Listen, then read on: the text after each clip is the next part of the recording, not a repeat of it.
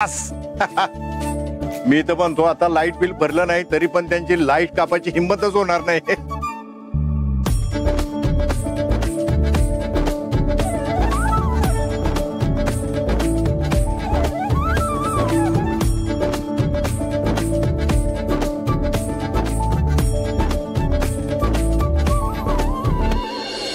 बघितलं का काय घरातलं सामान भरायला यांच्याकडे पैसे नाहीत.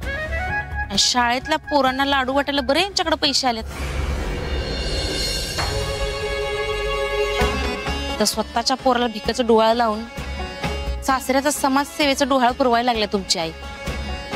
दीपे तुला जर इथे यायला आवडत नाही तर कशाला येतेस ग दरवर्षी तोंडवर करून. मला पण सुट्टी घ्यायला लागते उगाच. होय की होय, कशाला येत्या म्हणजे. आता ह्या शाळेवर आपला पण हक्क आहे हे इथल्या लोकांना कळायला नको. उद्या भाऊ गेल्यावर तुम्हालाच पुढवून बघायचंय. ही जागा जर आपण विकली की नाही आपल्याला पाहिजे तेवढे पैसे मिळतील. माझं पोरगं त्या कॉन्व्हेंटच्या शाळेत नाही, निदान मुंबईला मोठ्या कॉलेजमध्ये तर शिकल का नाही. दीपे तू जरा डोक्यावर पडल्यास काय ग. भाऊ वर जायची वाट बघायलास. नाही, तुम्ही मी वर जायची वाट बघा. आणि मी वर गेल्याशिवाय की नाही तुम्हाला माझं म्हणणं पटणार नाही. तिथं माझ्या पुढे वाघ होतायसा आणि सरकार नोकरीला असून काय तुमचा उपयोग आहे.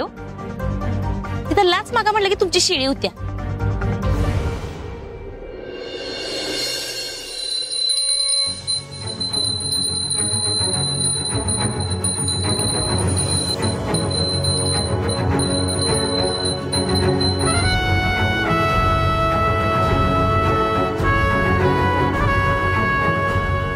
आई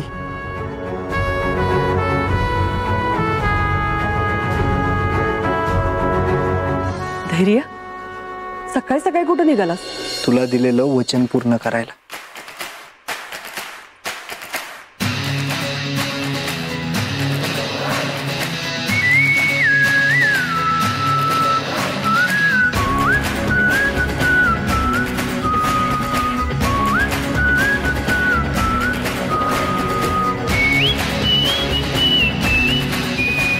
विजयी भाऊ